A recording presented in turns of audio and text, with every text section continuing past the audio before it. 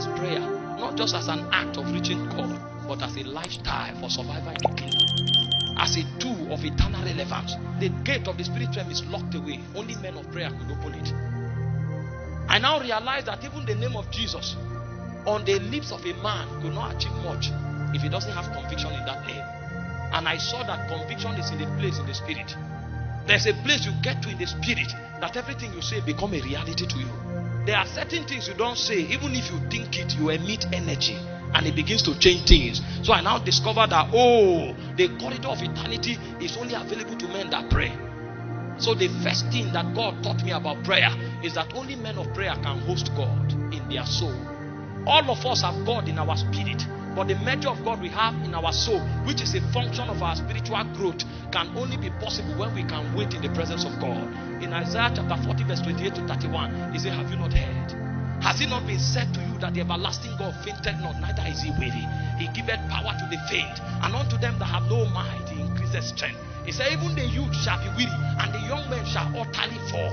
That means in the ranking of mortality, the strongest among mortals are young men. But he said, compared to the immortal monarch of Zion, even the young man is like an epileptic agent. The only way a young man can sustain a stature that is consistent with the dimensions of God is when he masters the technology of downloading God.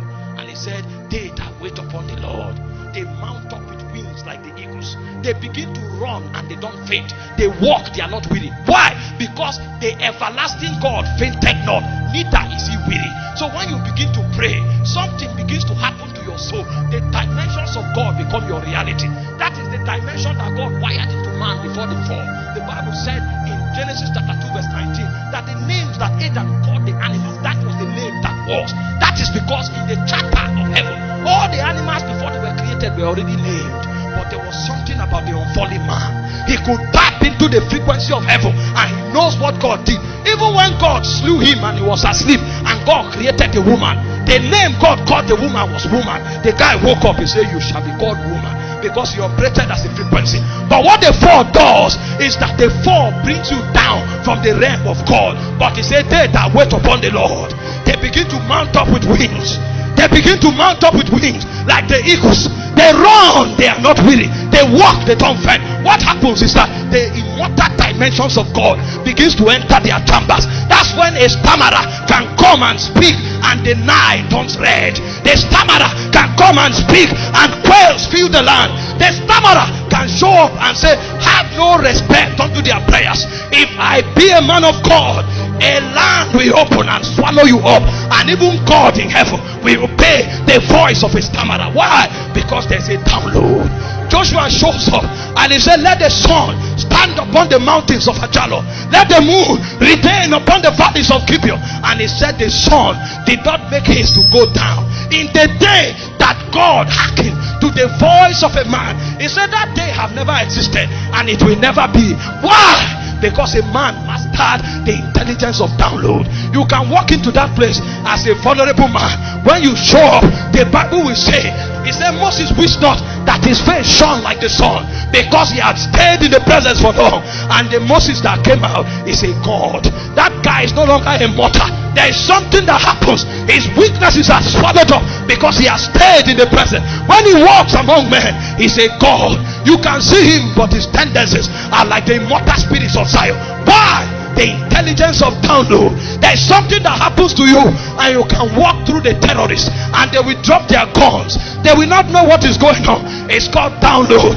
David said, by the hand of God I ran through a troop. By God I leaped over a wall. That's not a man, that's a downloaded version of God. He has become like the invincible God that is in the spirit, and he taught the same thing to his warriors. The Bible said Adoni the Ezrahite, once upon a time he fell upon the sword and he slew 800 men. That's not a man. He said Eleazar the son of Dodo, he fell upon a spear and he challenged the garrison of an army. That's not a man. He said Ashama the son of Agay, he took one of his sword and he defended the land. That's not a man. It's called a download. Your name can be Kenna. Wait in prayer. A Kenna will come out and it will become like a god among men. That's why he told Moses, behold, I have made you a god unto Pharaoh. It doesn't matter if you are a stammerer.